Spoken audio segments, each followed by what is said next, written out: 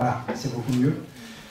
Mesdames, Messieurs, ladies and gentlemen, welcome to this conference organized by foraus, the Swiss Press Club, and the Global Studies Institutes of the University of Geneva. We're very pleased to welcome Peter Roth from the Hudson Institute in Washington, D.C. He will be our main speaker tonight, and our discussant, Dr. Daniel Warner, former deputy to the director of the Graduate Institute in Geneva. Tonight we're going to talk about US foreign policy towards the Middle East, and as you know, it's the central focus of the US for a while, I would say since World War II. More precisely, and very recently, US foreign policy has been overshadowed by the President's statement and Twitter messages since Donald Trump took office. But what are the actual strategic considerations of the White House in the Middle East, and how does this administration differ from its predecessors?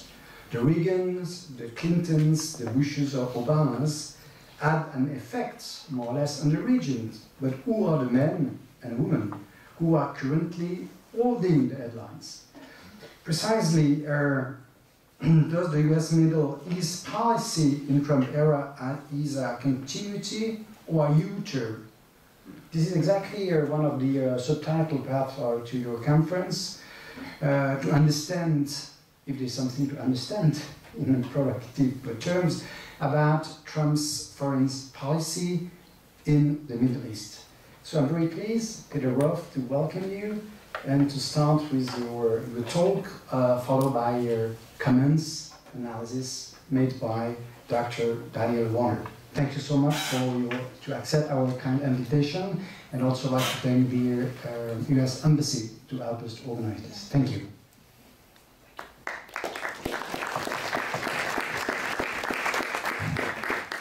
Thank you very much, and thank you all for being here. It's great to be in Geneva and be with all of you. I want to thank the University of Geneva for hosting me, foraus, the think tank, for being gracious enough to have me, the Swiss Press Club, the Global Studies Institute, my discussant, Dr. Warner. Thank you very much for taking the time. And again, thank all of you. I understand you're on holiday, so this must constitute your idea of a good time to be here tonight. Thanks for making it. I also want to thank, of course, the Embassy for arranging this trip to Switzerland and all of your help, so thanks so much for this. I think traditionally, when Americans think of Europe, there is one sort of North Star by which to navigate, which is the North Atlantic Treaty Organization. It's an obvious multilateral structure through which each new president, or even observers and analysts, can orient themselves and think about Europe. Secondary, there's also, of course, the European Union, which is an existing structure that makes it, I think, easy for new teams and new administrations to think about Europe. Switzerland is neither a member of NATO, of course, nor is it a member of the European Union. So, as I was coming over here, I was thinking to myself on the tram, how would I convey America's attitudes and thoughts about Switzerland? And maybe there's the 3 M's. There's multilateral, with, of course, Geneva hosting the 2nd biggest headquarters of the United Nations. There is mediation, and we're very grateful to the Swiss for hosting American consular affairs and representing our interests in Tehran, and until recently with the opening with Cuba and Havana.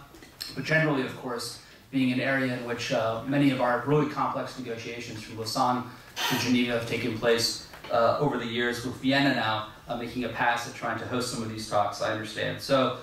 Thank you for that. And the last M has to be money, given that when most Americans think of Switzerland, they think of the big banking institutions. I didn't know how to convey in an M skiing and tourism, but of course that also is a part of it. So much for Switzerland and the Swiss, although I recognize many of you are not Swiss, but I thought obliged to say a word or two about it, given that we're here tonight. I also think that it's true that for most administrations, just as in Switzerland, although very differently, in the Middle East, there's no pre-existing architecture like we have with NATO. So every president has to navigate a new course when it comes to the Middle East. We have no multilateral alliances, but a series of bilateral relationships with key partners.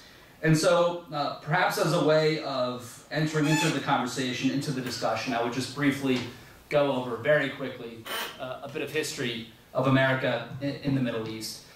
Maybe beginning with the post-Cold War era, because until 1990, I think American competition in the Middle East, or American policy in the Middle East, was seen primarily through the lens of its competition with the Soviet Union. In November 1989, the Berlin Wall fell. Less than a year later, in August of 1990, of course, Saddam Hussein invaded Kuwait, and the US mobilized a huge coalition and deployed a great number of troops into the region to eventually evict Saddam Hussein from Kuwait. So, all of a sudden, there was American basing in Kuwait and in Saudi Arabia, and this, I think, caused quite a bit of resentment amongst a certain subset of the Sunni Arab world. We, of course, know that Al-Qaeda wasn't born in this era, but took upon it the task of hitting the Americans whenever they could, wherever they could, from the Tanzania and Kenya embassy bombings in the 1990s to, of course, the bombing in the port of Aden, the signal being as long as the US is in the land of the custodians of the two holy sites, Mecca and Medina, it would really aggravate and cause problems for the Americans. On the other hand, the Americans didn't think they could leave because right next door to Saudi Arabia is Iraq, and as part of our deterrence posture, in particular to enforce the no-fly zone in southern Syria, in southern Iraq, and to a certain extent in northern Iraq, the US had to deploy troops into and around Saudi Arabia. So how to overcome this problem of, on the one hand, if we are there, we cause resentment amongst groups like Al-Qaeda and Sunni extremists. On the other hand, if we leave, our deterrence posture vis-a-vis Iraq collapses. Well, in 2003, the problem was solved in that the US overthrew Saddam Hussein in Baghdad and ended up being able to draw down its forces in Saudi Arabia. For the next 3 years, from 2003, when the invasion of Iraq took place, until 2006, the US was really mired in a very difficult and bloody battle in a massive counterinsurgency campaign in Baghdad and its surrounding areas.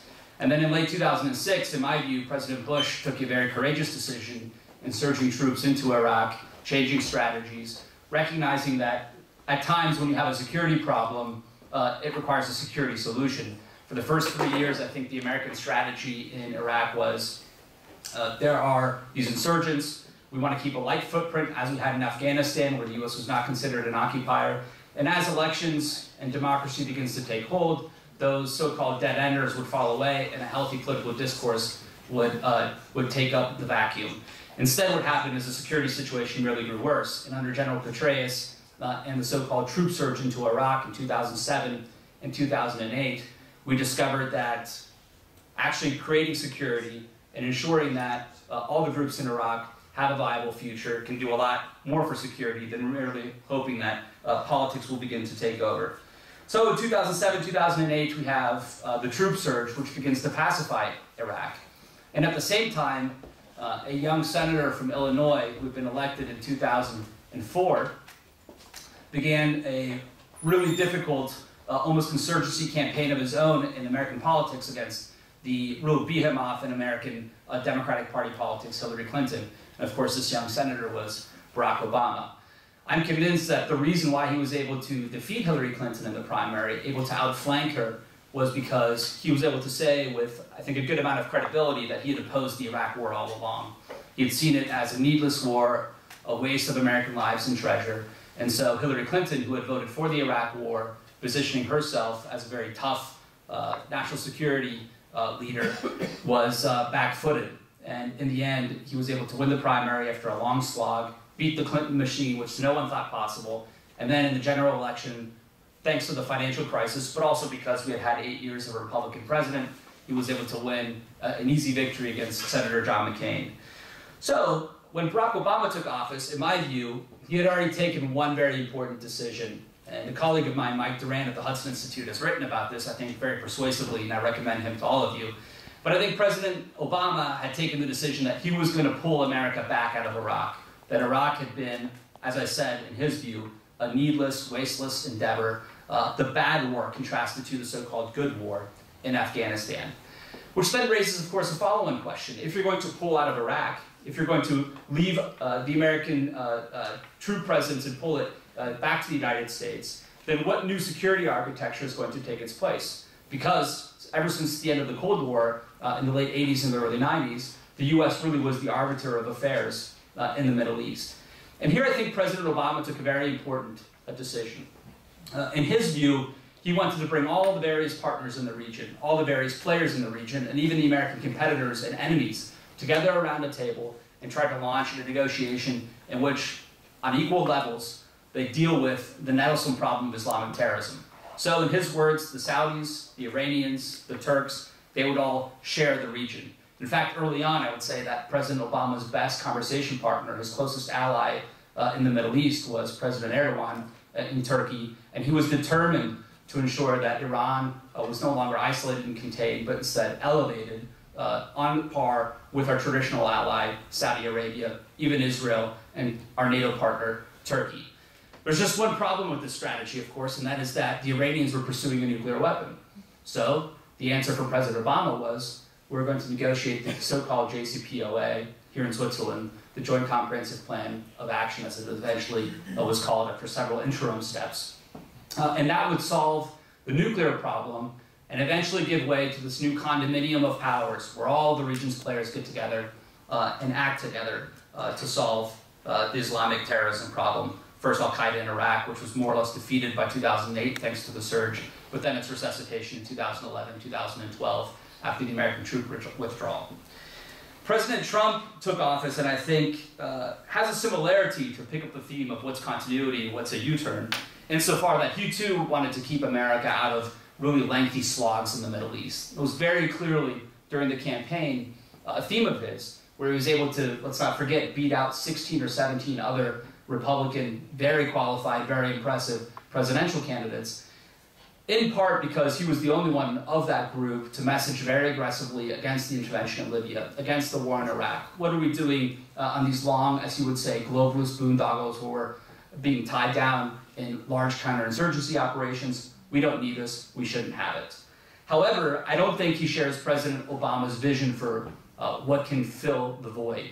In his view, the US should pull back, but instead of building a condominium between all the various powers, he wants to build up America's traditional allies and press down against the Iranians. The reason why I think he's taking this view, and it was very clear I think early on, his first foreign trip, let's not forget, was to Riyadh, then Jerusalem, onwards to Brussels, was because he looked at the actions of the Iranians since implementation day of the JCPOA, the Joint Comprehensive Plan of Action, and he sees an Iranian breakout. We can see this in the rhetoric of a lot of his advisors, including the president and vice president himself. There's the resupply operations by the Iranians to the Houthi rebels in Yemen. There's the consolidation of Hezbollah in Lebanon, where I think we saw more complaints the other day, legitimate in my view from the Israelis, that Hezbollah now has something on the order of 100 to 150,000 rockets that are just across the border from Israel and southern Lebanon. There is, of course, where the future of the region is being decided, namely in Syria, the Iranian attempt to prop up Bashar al-Assad and now build what's being heavily discussed in Washington, this land bridge from Beirut across the northern Middle East all the way to Tehran, which matters insofar that it's a transport corridor, but much more so that it gives them and grants them political influence, thereby jeopardizing the balance of power that has existed in the Middle East for some time.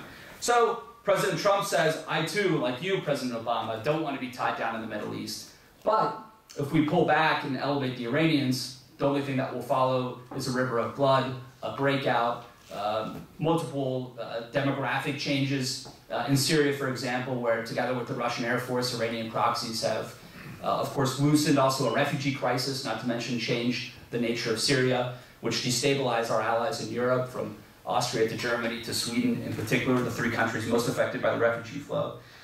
So I'd say the first pillar of President Trump's answer to how to pull back is to build up our allies and to push back on the Iranians. The second pillar, in my view, is also, I think, continuity with President Obama, but perhaps an intensification of a counterterrorism campaign, which means we saw around Mosul, we see in the American actions in Yemen, we see it also in the way the US cleared the Euphrates River Valley together with the Syrian Kurds, the YPG, that we have more active special forces, more special forces period in the region. greater American air action, so air cover for the militias, and basically a more aggressive kinetic approach to counterterrorism, which was, I think, a continuity with President Obama. But under President Trump, the balance tipped and the Euphrates River Valley was cleared, and parts of Iraq, like Mosul and west of Mosul, also ended up falling. This is all important to the Trump administration because, as I mentioned, there was a lot of pressure on our European allies and in the US when we had bombs going off in Paris and Barcelona and Berlin, in America, terrorist attacks. And so the thinking was, we must rob ISIS of its territory, this will backfoot it a bit, this will limit its ability and flexibility to direct some of these campaigns. Of course, there are follow-on problems like the return of foreign fighters that remain, I think, very problematic and difficult to solve, but at least they are not centrally being controlled in an open area where ISIS can say we have a headquarters in Raqqa from which we can operate. The third pillar of the Donald Trump foreign policy in the Middle East, I think, is a very, very pro-Israeli line. I think this administration is probably, aside from maybe Harry Truman, who of course recognized Israel in the 1940s, the most pro-Israeli government in American history. And we've seen that in a number of ways. I think the Israelis, from the moment this administration was inaugurated, in part because it had rocky relations with the predecessor government, President Obama, in part because of the Security Council resolution that was passed during the transition from President Obama to President Trump, but also because they genuinely, I think, appreciate the Trump administration, has been over the moon from the get-go. That's not to say that there isn't a bit of chaos in the relationship, as there always is, but I think generally it's a very pro-Israeli approach, and I think few people would really dispute that. And then the fourth point is that I think the Trump administration, and I've already hinted at this and driven this home, is intent on not getting involved in a long, bogged-down operation in the Middle East. This may be waning a little bit now that the counterterrorism campaign against ISIS is not nearly finished, but at least in a different stage than it was a few months ago, that now there are thoughts being bandied around Washington, and we see this very explicitly in the new national security strategy.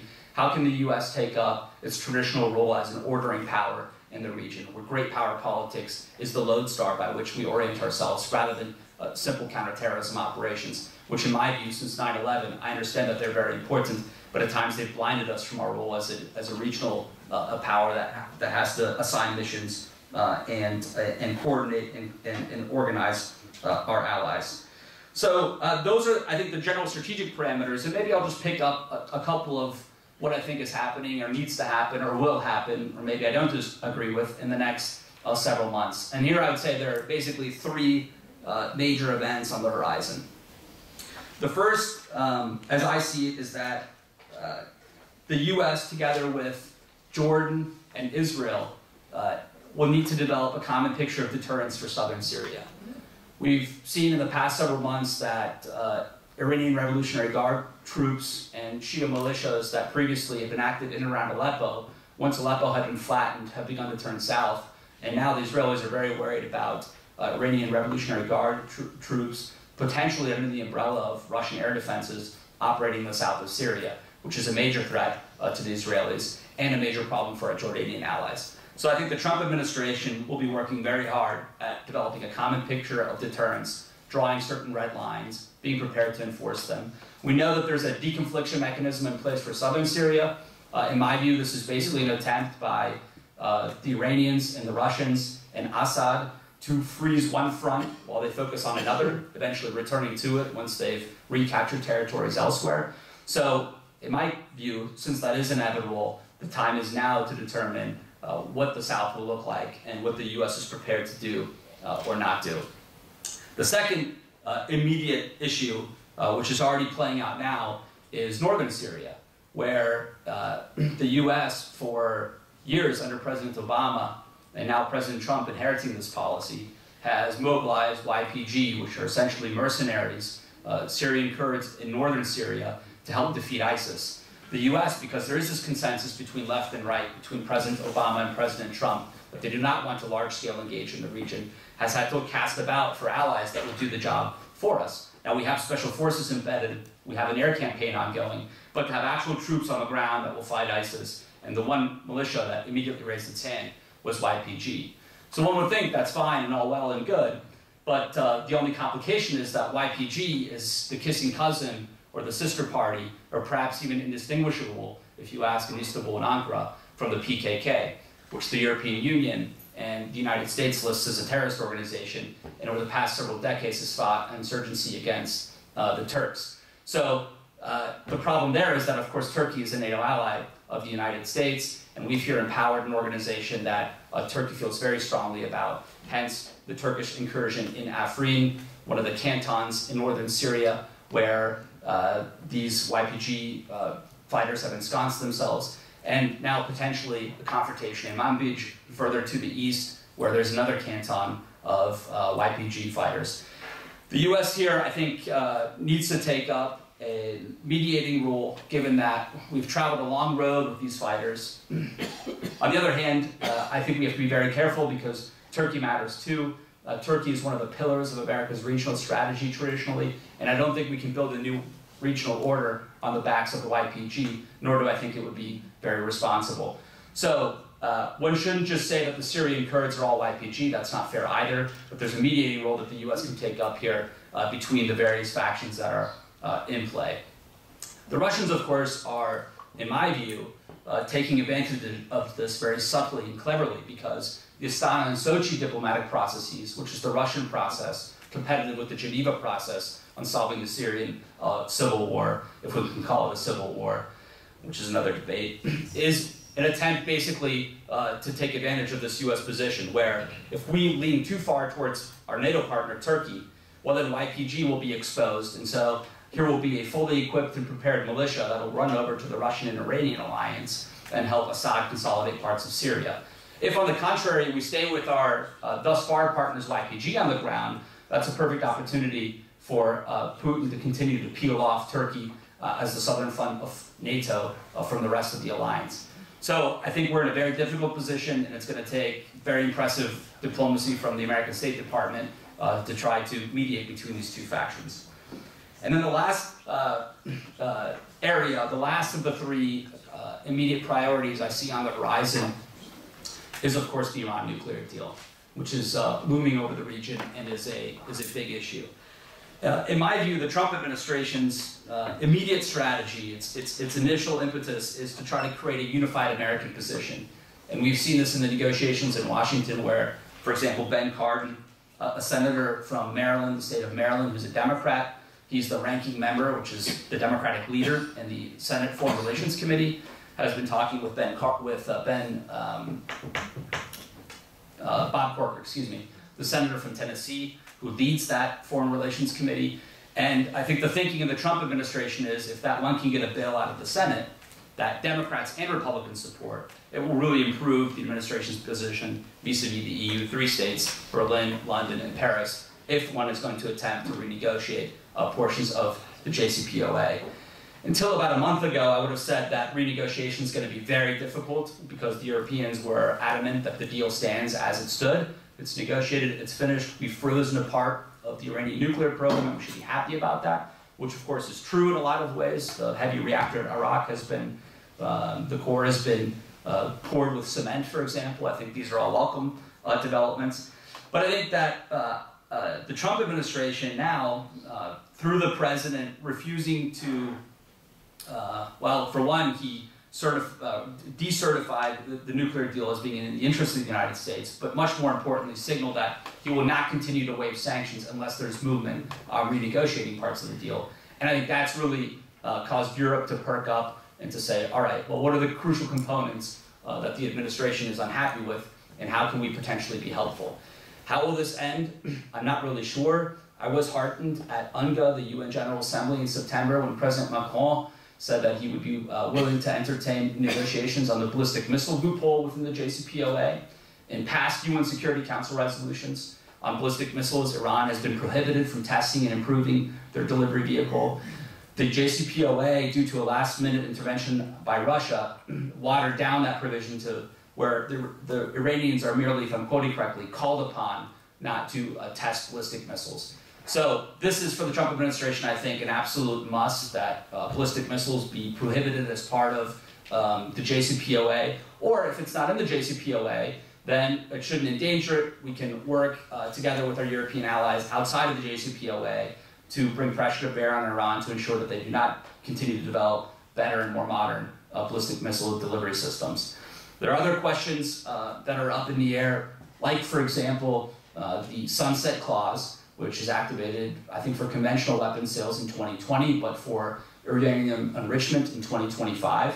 And the Trump administration's argument here is that, well, President Obama thought that this deal would buy us time, and in the meanwhile, we could empower the moderates in Iran. So there would be economic exchanges, we would have trade delegations that would fly to Iran, and through economic engagement, we would bring about a more moderate regime. So in 2025, sure, the deal might end, and all of the limitations on Iran might fall away, but by that point, we'd at least have a moderate version of Hassan Rouhani in control in Tehran.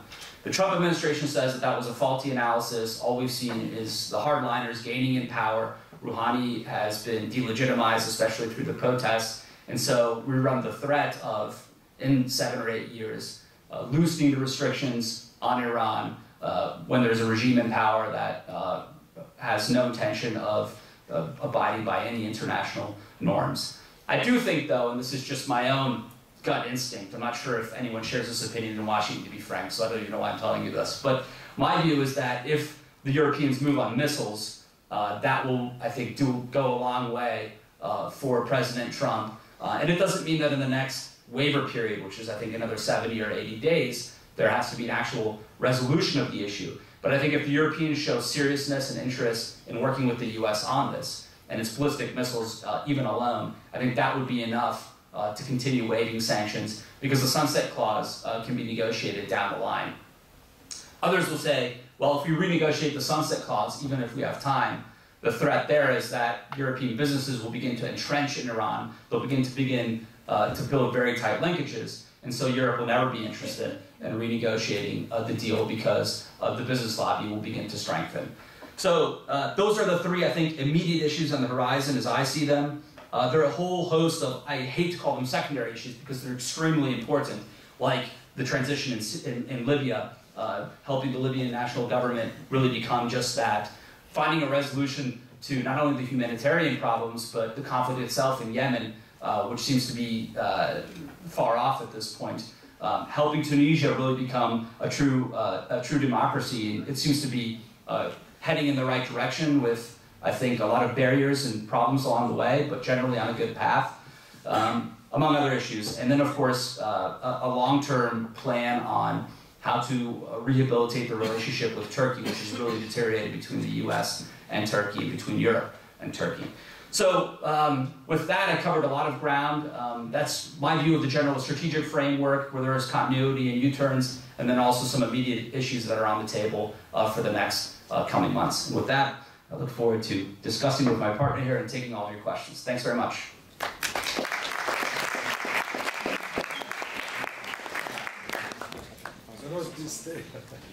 Okay, thank you. I wish to thank, I am Guy Metton from the Swiss Press Club.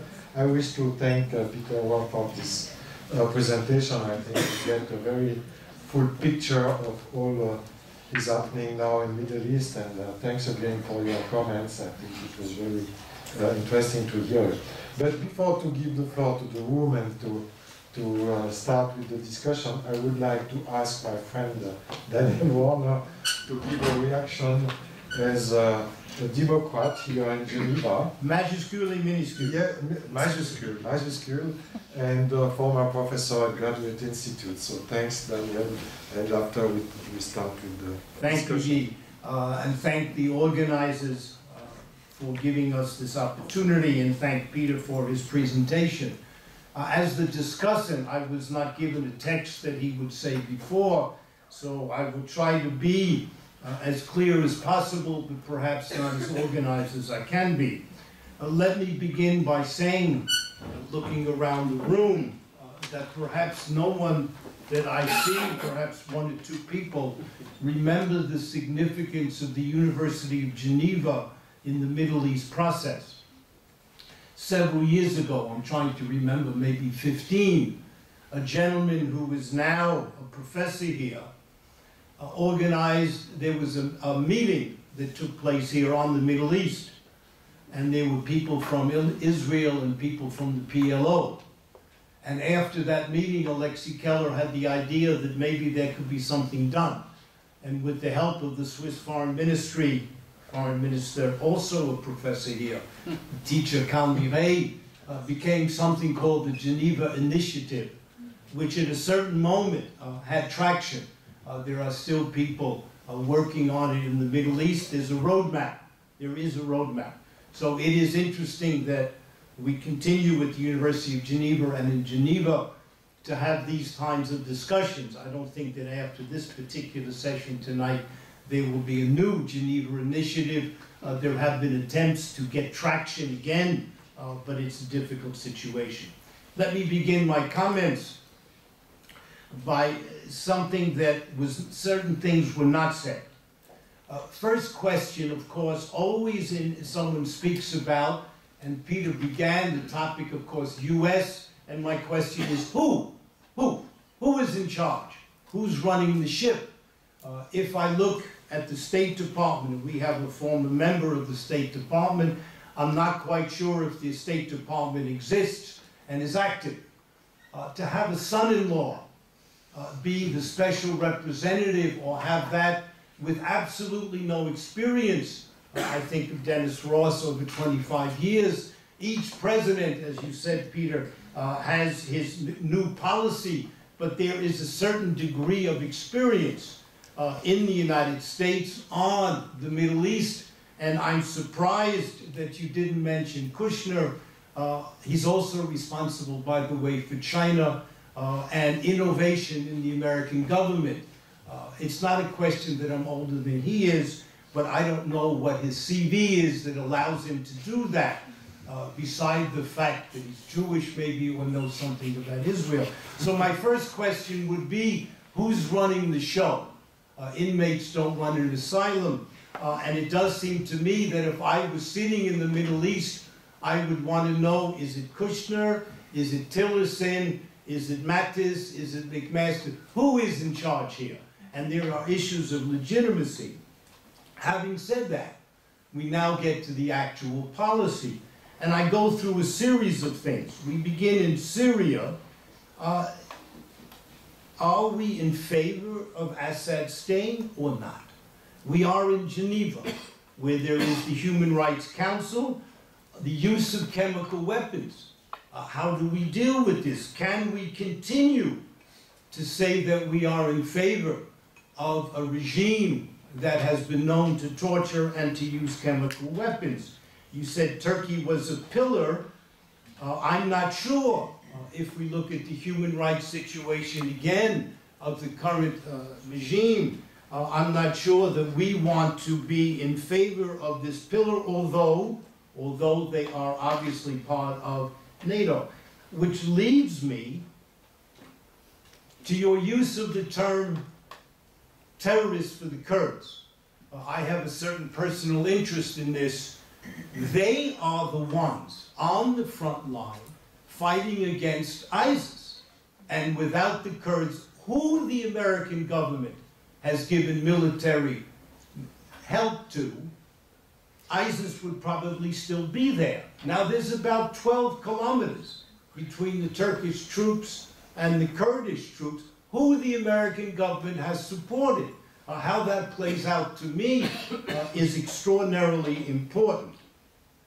You mentioned the invasion of Iraq. And what is difficult here is that it is easy to say we're going to do regime change, but the possibility of nation building after is extremely complicated. And if we look at the history of the United States around the world, I'm particularly interested in Afghanistan, which is the longest war in American history, if not the most expensive. What kind of nation building are we capable of? Now, to conflate nation building with anti-terrorism complicates it in Iraq and Libya, but the situation in Iraq, Libya, and now Syria leads me to believe, and I think of Mr. Paul Bremer, of course, and others, that there is no medium and long-term strategy. as my friends on Wall Street tell me, Danny, why do you study history? History is the last 15 seconds on the Reuters screen. But when you invade or become involved somewhere, there should be an exit strategy and some medium and long-term thinking. And just surges, we've had many surges, and the number of troops, the number of dead, not just Americans, of course, but in the field, one has to say, where is the light at the end of the tunnel? And those of a certain age in this room, I'm of course referring to another conflict, which was a determining moment for my generation, but one where lessons should have been learned, either by the French or from what happened there. And we see a certain repetition on the use of force, be it military, be it financial, economic, but it doesn't mean that there will be a free and democratic country coming, no matter what elections happen. Now, to come back now to Israel for a second, I was surprised, Peter, that you didn't mention the notion of Jerusalem as the capital. And here I want to say that even if there is a special relationship, we still don't have a definitive comment or policy on whether the United States still wants a two-state solution or a one-state solution. And this has been going on now, and I would imagine that even if it's obvious that the Trump administration is more favorable to Israel than before, the question would be, what does that mean? And when I say that, the announcement that Jerusalem, according to the thing, was always supposed to be recognized as de facto, how the reaction in the Arab world was that. And at a certain moment, there are comments can be made or policy stated which can come out of Washington and the Beltway, but there are implications for people in the region. And obviously the statement about Jerusalem being the capital was not favorable to opinion in the region in terms of the United States as eventually a mediator. If it has already taken the position that Jerusalem will be the capital, if you're sitting in certain places, you've already taken one side. Now you're going to argue that Obama had gone over to the other side and was too supportive of the Palestinians. The answer, of course, will be Alexei Keller has to do this again because Switzerland is neutral and therefore is not on one side or the other. You mentioned Iran, and I do this with all respect for someone in the room. There is an obsession of the United States with Iran, just as there was an obsession with Cuba. We have the former American representative in Havana here. And this obsession I find difficult to deal with. And one of the reasons I find it difficult to deal with, I know you're going to say that there are nuclear weapons. How many American bases surround Iran? What is the pressure, sanctions, etc., that have been put on the Iranian government? And in fact, it does seem to me, if we look at the question of nuclear, when the President of the United States, following Obama saying we're going to try to get zero nuclear, when the current President of the United States says that we're going to modernize the nuclear weapons, when he says he has a bigger thumb, that same moral compass, turning to the Iranians and saying, we don't want you to go nuclear, I have a solution, Peter. The solution is very simple. We declare the entire Middle East a nuclear-free zone. And we go to Tel Aviv, and we say every country in the Middle East will get rid of its nuclear weapons, including Iran, but including Israel. And that way we have a nuclear-free zone.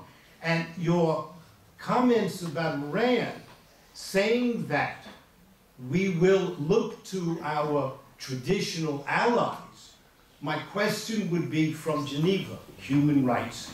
Is Saudi Arabia an example of a democratic country that we want to show is our major ally? I would question that. We know September 12th, which airplane left the United States, but is this an example? You can say to me, Israel is the democratic country in the Middle East. I'll give you that one, maybe.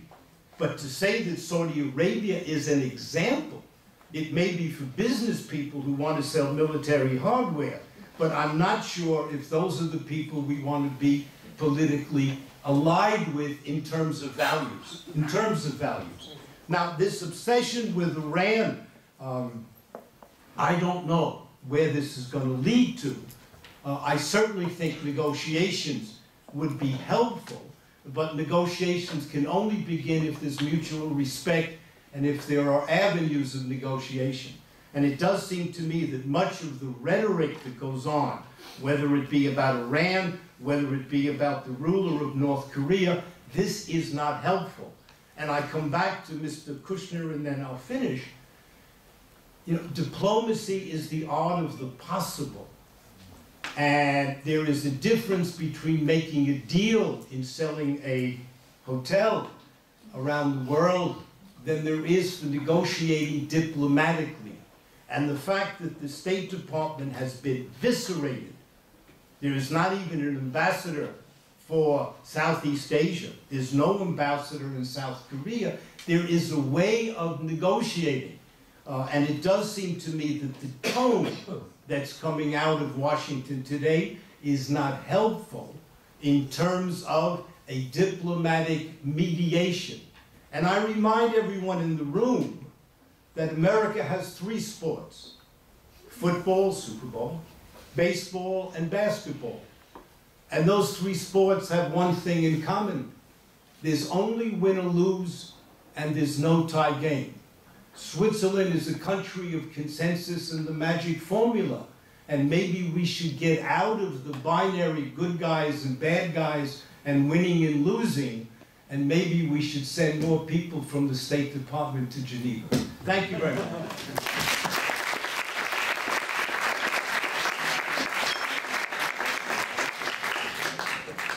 Thanks, Daniel, for these comments and critiques and remarks, but I think it will be fair to give the floor to Mr. Roth to answer a little bit. And maybe for the first question, who is in charge, and maybe to react or remarks. Please come. You can stay with Daniel. Well, I don't know if they can hear me. So I'll stand here.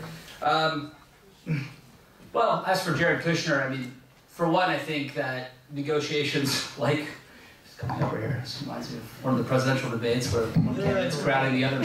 I'm on his left. Okay. Naturally.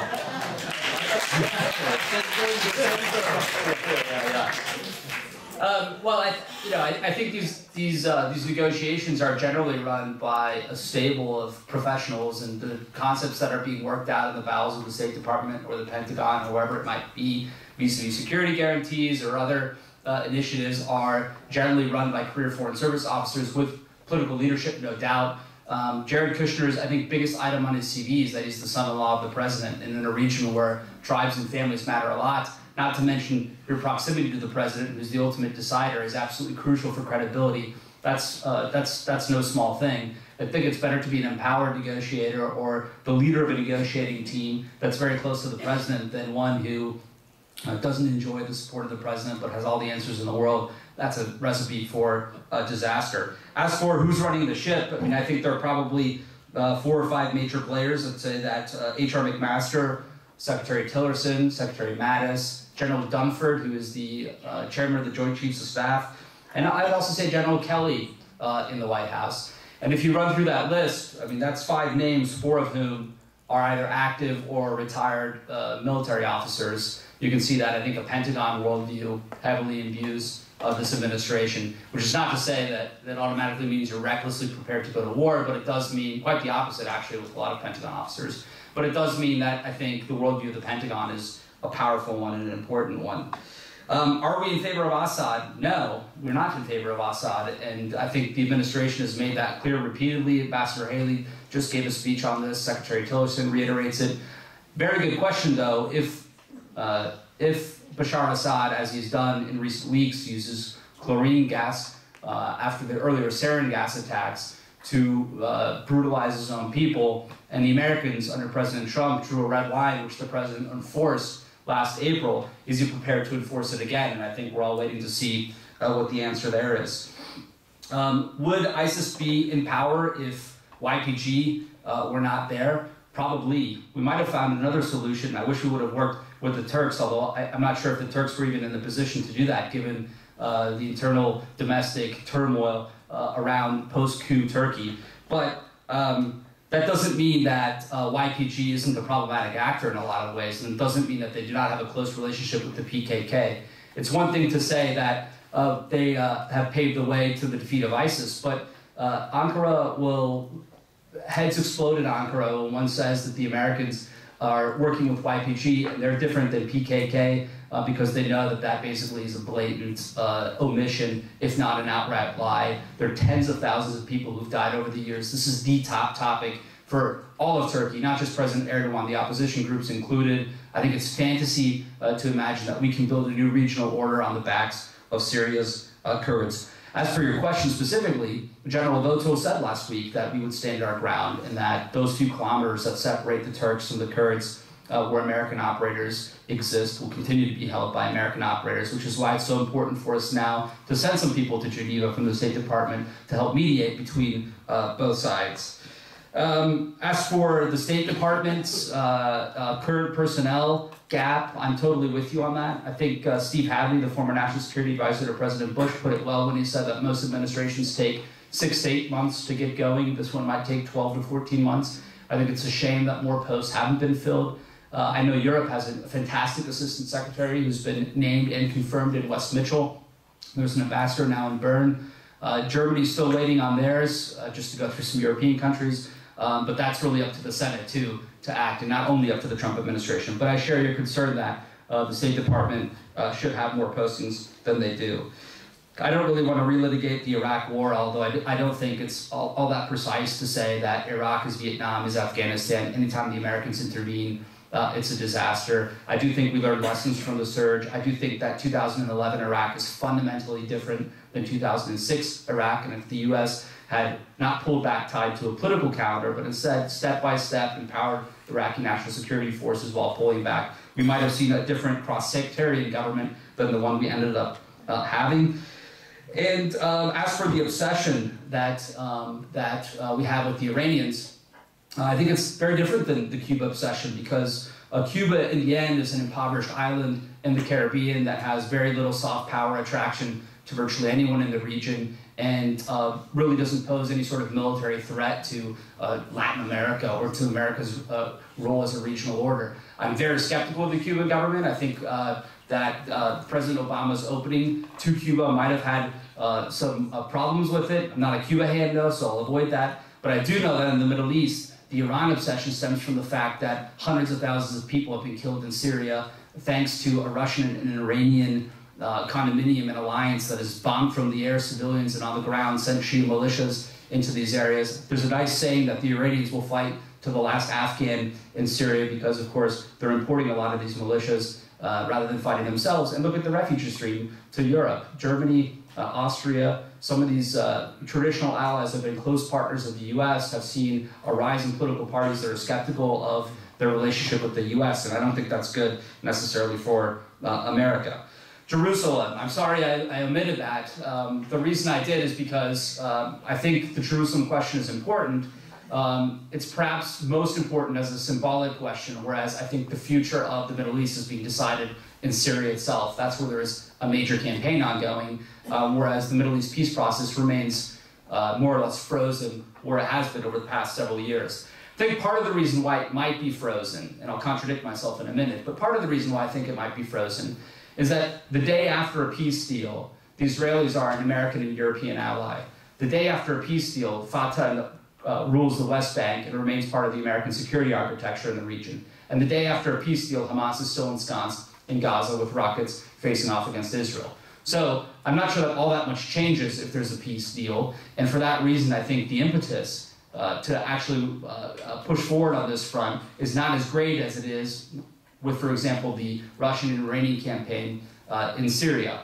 That being said, the president has said over and over again, it's clearly important to him, I think he called it the greatest or the biggest deal out there, to take a run at this and try to solve the issue.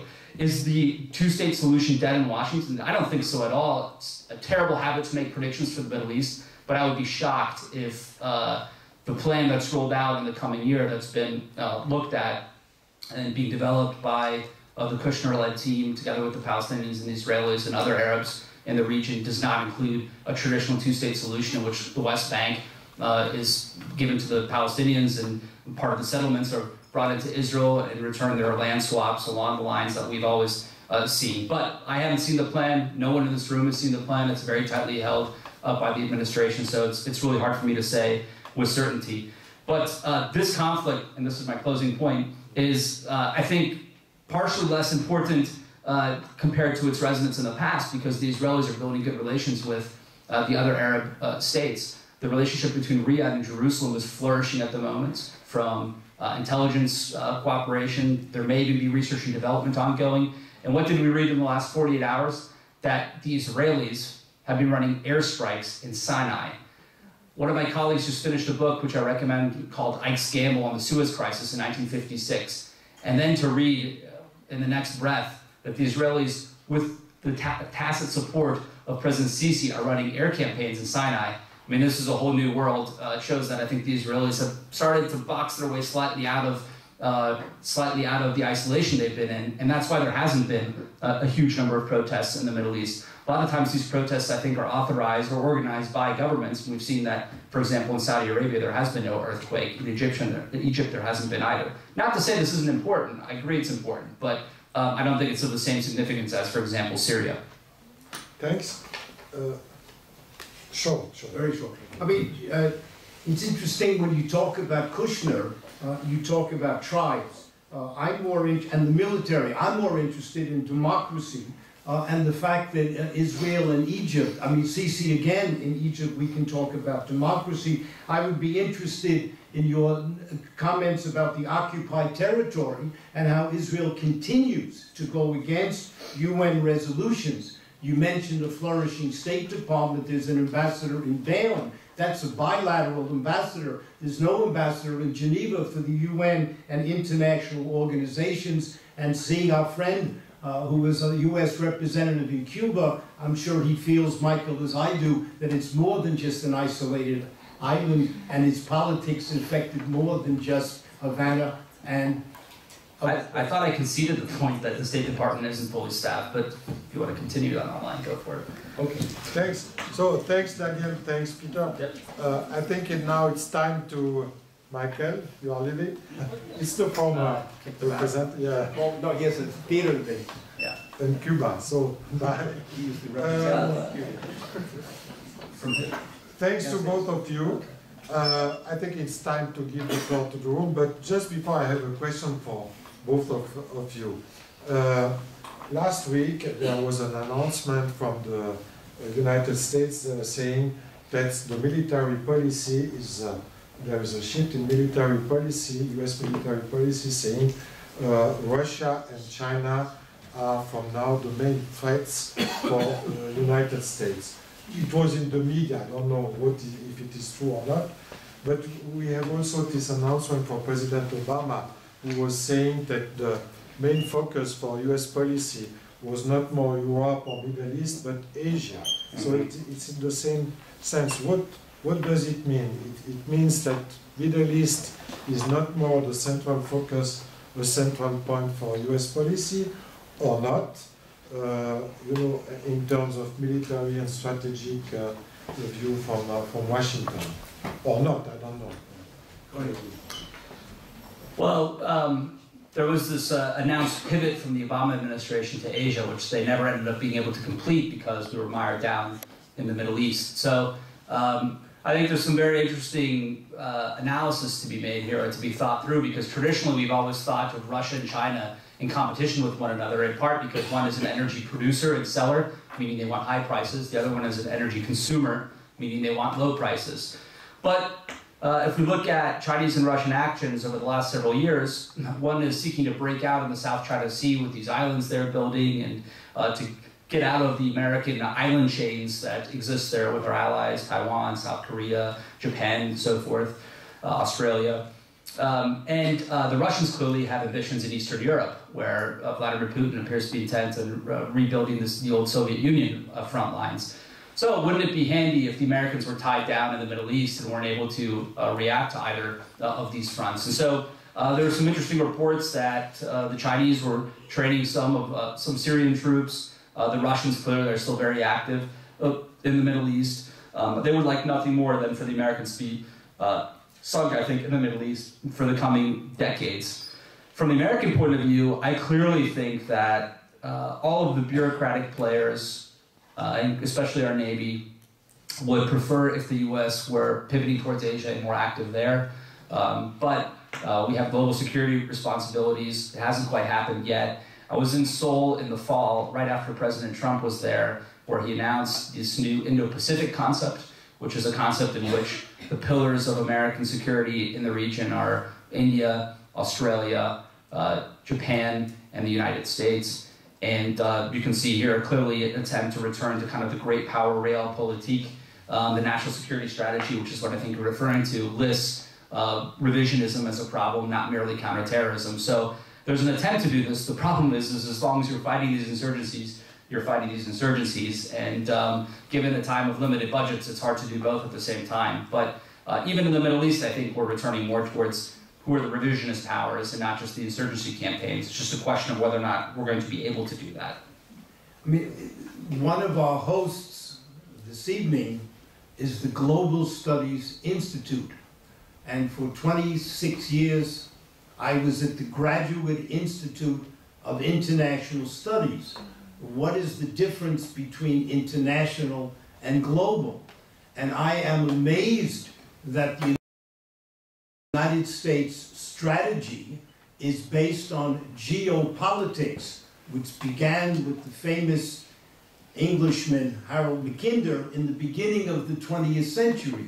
I would rather talk about global politics, what Paul Virilio calls chronopolitics. Why don't we talk about the environment? Why don't we talk about climate change? Why don't we talk about migration? And it does seem to me that this emphasis on the nation state, China, Russia, or whatever, is somewhat outdated. And I was recently in Moscow, and they talked about Donbass. And I said, are we really going to spend all our time on 20 kilometers of land? Same thing happened in the former Yugoslavia, when there are issues involved, pandemics, environment, etc., which are global issues. And it does seem to me impressive that this new program here at the university is called global and not international. And there is a fundamental difference between the two. So to say that China and Russia are the future risks or challenges seems to me to be rather outdated. Okay, thanks. So I open the floor. I don't know who will. Yes. You have mics where I can speak? No, we have no microphone. Sorry. So speak. Speak loud. Okay, I'll try to speak loud. Now, I was a bit late, so excuse me if I didn't hear, but I believe Saudi Arabia is becoming more and more a big player, and especially the son, which is called MBS, right? Has very ambitious objectives. Now he said he wants to build a totally new city on the Red Sea, which will probably cost like $500 billion US. He wouldn't be able to do it without at least, well, maybe not help, but at least the agreement of Egypt and Israel. Now they're also, well, as I understand, there's some good relations between the new Saudi government and Israel, which are not even hidden anymore. And also, well, we know that they are now planning to rule Lebanon, more or less. They're going against Qatar with, you know, Turkey is supporting Qatar. Don't you think they might be more active in Syria? Don't you think they want to become a global regional player, maybe against Iran, but also against Turkey at some point, with the help of the US and also Israel and Egypt and Jordan? Peter and after you. Well, this Mohammed bin Salman's reform plan has been heavily discussed in the US. There's a columnist in the New York Times named Tom Friedman who recently traveled to Saudi and had very positive things to say that this was reform and so forth, and was broadly criticized by a lot of elites in Washington and elsewhere. I think it was the Aspen Forum where he was taken to task for it. In part because Saudi has lost a lot of its goodwill, I think, over the last several years. Turkey would be another candidate, one that is amongst kind of the firmament of national security in Washington, taken a dive in its reputation. The Trump administration is clearly eager to embrace it as one of those traditional pillars or allies that I spoke about in the outset. And from their point of view, they would say, for years we've said, Saudis, please reform, please change your economy, please try to open up. These might only be small steps, but it's not as though the alternative to the current government is a Jeffersonian democracy or Abraham Lincoln riding in on a horse into Riyadh and getting 80% approval. The alternative is, I think, probably even worse than the current. And I think we should also give the Saudis a little bit of structural credit insofar that the leadership is at least separate from the Wahhabis. That is to say, there is a distinction between the Saudis and the Wahhabis who worked together and ruled together over the years. But in the end, we've seen the Saudis take steps and the political leadership take steps where they've kept the Wahhabis under wraps. In Iran, the two are united. I mean, the Ayatollah himself is running the country. He's both a political and religious leadership, which I think does merit mentioning. Do the Saudis want to rule Lebanon? Well, traditionally they've been a big funder of Lebanon, and so they've had influence in Lebanon. I think their fear and this Hariri gambit to Riyadh and the whole spectacle around that is basically a function of the Saudis arguing that Hezbollah is needing to consolidate in Lebanon. They are now the primary actor, so why are we sending money to a government that, even with a Sunni like Hariri, is supposed to be running when Hezbollah is calling all of the shots? In Lebanon, I think the big debate for the Americans is how much do we fund the LAF, Lebanese armed forces, who are supposed to have an independent role in the south of Lebanon, but it seems though they're relatively weak in the face of Hezbollah in the south, which is a pretty powerful actor. As I mentioned earlier, Qatar is a big problem. I'm not sure how it's going to be solved. It seems like there is a real attempt now by the State Department, or hollowed out State Department, to attempt to negotiate and solve the crisis. I'm not sure what the exact parameters of that are going to be, but I think the fundamental point is that the US is in a much better position when the GCC is united rather than when it's split and fighting amongst itself. So I think we have a real interest in seeing this conflict resolved one way or another. And I think a lot of the Saudi complaints towards Qatar are, of course, legitimate, but in the end, we want this issue also to be resolved. So that's, I think, generally how I see it. There is a legend in the history of the United States, which to me relates to the American relationship to Saudi Arabia.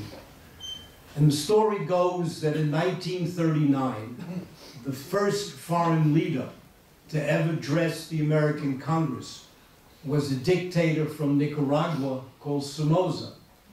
And someone went up to the President of the United States, Franklin Delano Roosevelt, and said, President Roosevelt is the leader of a democratic country. How can you invite that dictator?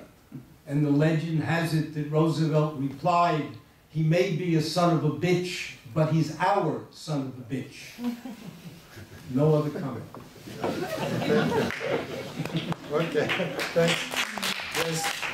Vas-y, après derrière. I live in the Middle East, and Mr. Warner, his obsession with Saudi Arabia, bashing Saudi Arabia, in Geneva, in the Swiss French press, stuns me. Okay. You are probably aware that Amnesty International made a report recently that there are approximately 1,000 executions every year in Iran, number 2 after China, to talk about human rights. Number 3 is Pakistan with 350 on an ongoing basis. Number 4 is Saudi Arabia, 120 in average over the last 10 years. Are you aware of these facts, Mr. Warner? Let's be a little bit more balanced about bashing Gulf monarchies. I live in Dubai, spend a lot of time also in Lebanon.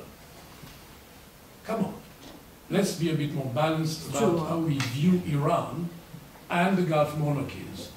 and let's try to be really a bit more balanced. Because I'm shocked, frankly, by what I read in the Swiss-French press when I'm traveling. I'm currently a few days in Switzerland. Let's be balanced, Mr. Warner. Let me ask a question. End of my intervention. Okay, let me ask a question.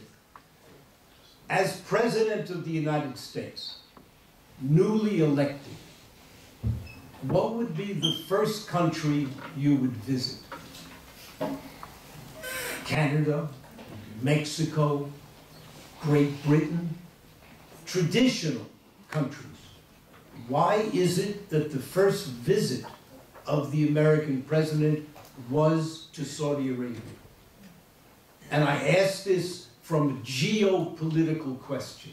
And you can argue about bashing or whatever. We can even say, and I completely agree, that there seems to be more openness now in Saudi Arabia than before. So I'm not being totally negative on that.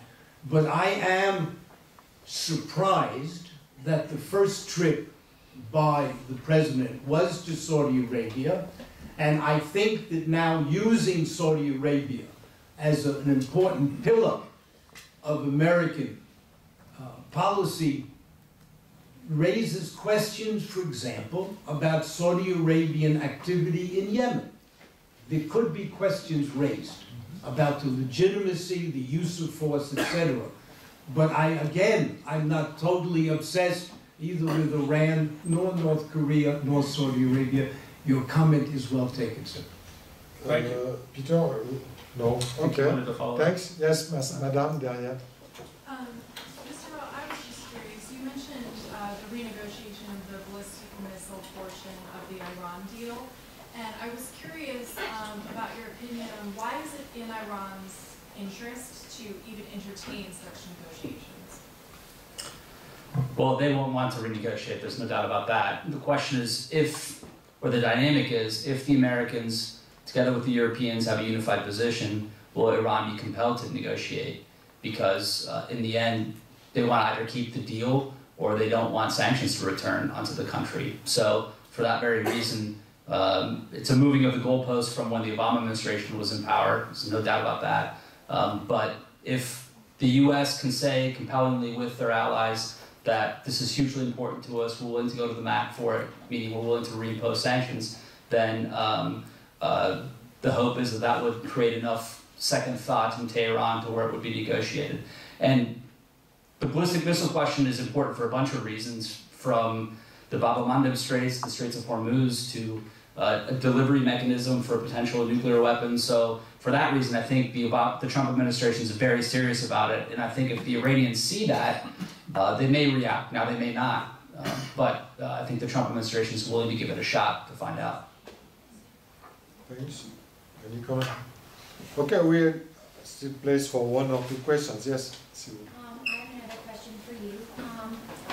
You talk a lot about interventionism and the use of our military, and you don't want to look back at wars like Vietnam, but I don't see how, looking back through history, which I think is very important, why do you think the use of military in force will now solve these problems in the Middle East? Because you talk about not having enough of a budget in order to solve these problems, but I think it's pretty evident that with force and our military power, we haven't solved anything. If anything, only caused more problems. So why continue to use these? Well, I assume that was addressed to me. Yes. I'd say for starters that the first Gulf War probably, to a certain extent, kicked the Vietnam syndrome. I remember looking at the Senate vote, and it was actually very close. And given that Iraq had blatantly invaded a neighboring country like Kuwait, there were long debates in the Senate floor, even on the House floor. Don't quote me on this, although it's being recorded. I think Dick Durbin, a congressman from Illinois at the time, on the House floor was talking about Americans coming home in body bags. So clearly the sentiment was very real. The first Gulf War, I think, helped shred some of that. But there's no doubt that the second Iraq War, the one from 2003 to 2006, I mean, it propelled, as I said, President Obama into the White House. And I think it also helped President Trump seal the deal on foreign policy in the 2016 campaign. So I agree with you. I think there's a consensus center-left and center-right that a large-scale American intervention in the region will not take place. I don't think it's viable.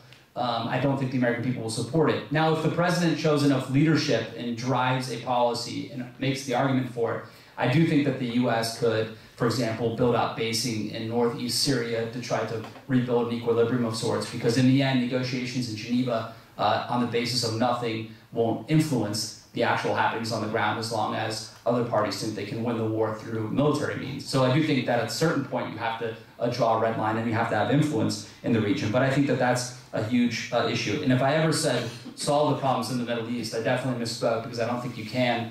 I think at best you can manage the problems, and when you hand off American foreign policy to your successor, they can have more options available to them and leave the region potentially in a more flexible and better place. But I think that's a valid point. And I think Iraq 03 for my generation probably made it much more difficult, even for all Americans, to argue for a large-scale American intervention, which is why no one's really debating it.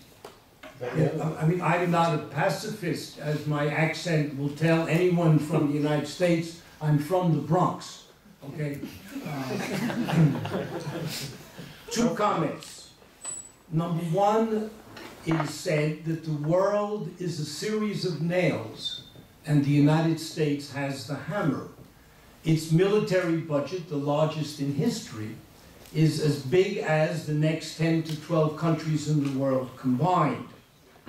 And what we notice is that the American military never goes home. It only redeploys. There are over 700 American military bases around the world. Now, you can ask me why I say this with a certain amount of vindictiveness, because the United States is the only industrialized country in the world that has double taxation for its citizens, so that any American citizen with a passport anywhere in the world has to declare and eventually pay taxes. So I'm paying for the military. So I have something to say. Thanks. I think, last question, and after yes, we... I have a very specific question. Yeah, okay. About the strike against the Syrian air base last August. April, I think, but yeah. Oh, sorry. Yeah. And yeah, I wanted to know what was the legal justification for that strike following the use of chemical weapons. Because, as you might know, in international relations, the use of force is prohibited, and the only two exceptions are authorization from the Security Council or with the principle of self-defense. So I'd like to know what was the legal justification of the US for that strike. Thank you, and we take the last question then. So my question is really quick. How does the US write its democracy policy? Meaning that how does the US, which lens does it use to identify freedom fighters versus terrorist groups?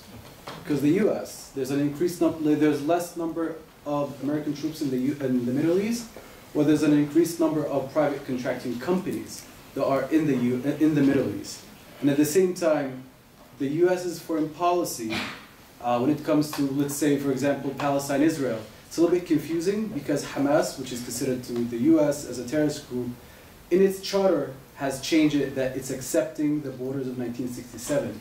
So how is the US actually writing its own policy, seeing Hamas as a terrorist group, but not being able to see it as an ally, and at the same time seeing Saudi and other authoritarian regimes as allies? And here, when I use authoritarian, since we overused the Saudi example, I'm looking at the Sisi Egyptian example. Okay. Thank you. Two questions. So. Type either. Okay. Thanks. Well, I mean, I'm not an international lawyer. I can't give you the details, but I would say two things. The first is that the Syrians, guaranteed by the Russians, were obliged to eliminate their chemical weapons stockpiles. Clearly they did not, and Assad used sarin gas, or whatever chemical weapon agent it was, I think it was sarin gas, against his own people, which in and of itself is an absolute violation of international law and of his own obligations under the deal that the US struck with Russia. And then secondly, I would say that in the end, and I don't mean this cynically because I do think there's very hard evidence and intelligence to support the American position on this, but in the end, international relations is a political exercise and a political enterprise. And so the president had to take a decision that the previous president did not, and that a future president might not, whether or not the interpretation for the US either rises to the level of having violated this agreement, and moreover, whether or not the US actually wants to take action. I have no doubt that President Obama got the same intelligence that President Trump did about Bashar Assad's use of chemical weapons. He just chose not to act. So in the end, I think law is subordinate to politics and international relations writ large. As for this very good and difficult question, I think that, for one, I mean, this is obviously a hotly debated topic. I don't think the UN has settled on a definition of terrorism, if I'm right. Broadly, although this takes me back to my graduate school days, I think it's something like using force to target civilians for the purpose of generating political fear, potentially, something along those lines. Why would the US differentiate between, say, Saudi Arabia and others? Well, in the end, US partners are partners because they share a vision for the region that includes American leadership, which is to say, that doesn't mean that they all have the same view of the world. I mean, Turkey and Israel have totally different views of Hamas and the Muslim Brotherhood. I mean, Erdogan himself is a Muslim brother. But when the US is active, present, and engaged, it can assign roles, coordinate missions, help move them in one general direction, and they're willing to be coordinated because the American security guarantees for them are perfectly compatible with what they're seeking to achieve, which is to live in the region with a world where the Europeans and the Americans are involved. The other actors, like Hamas, I would argue, and the Iranians, are intent as their final strategic objective to evict the US from the region. So it's much more difficult, I think, to find a cooperative basis with organizations or countries who just fundamentally want the US out. I think lurking behind, maybe not first order, but second and third order, every strategic decision Vladimir Putin takes is how can I screw the Americans and push them back. So for that very reason, it's very hard to find a compatible position with Russia. I don't think I really answered your question. It's a really good one. It's a tough one. But maybe we can exchange emails and I'll research it and give you my best answer. Thanks. Right, I think there's no additional questions. So thank you so much, Peter Rowe and Daniel Warner, for your speech comments. I was wondering if we are facing a U-turn or a continuity, perhaps a new scheme, a kind of a U-turn continuity that we are facing regarding your two different comments on some part of this US foreign policy in the Middle East. So thank you again, foraus, and also the American Embassy for making us the opportunity to debate on such a specific issue.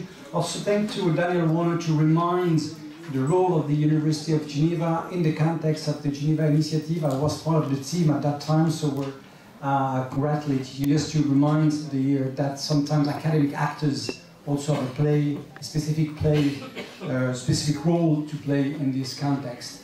So before to leave you, let you leave the room, just remind you perhaps in 2 weeks from now, the Global Studies Institute is going to welcome the head of the EU counter-terrorist policy, Mr. Gilles de Kerkhove, going to deliver a speech at the university on how to face the terrorist threat in Europe. As you know, the EU doesn't have specific competency on this question, but still it's interesting to listen to the, I will say, the ambassador on this question at the EU level. So thank you again, and I wish you a nice evening. Thank you.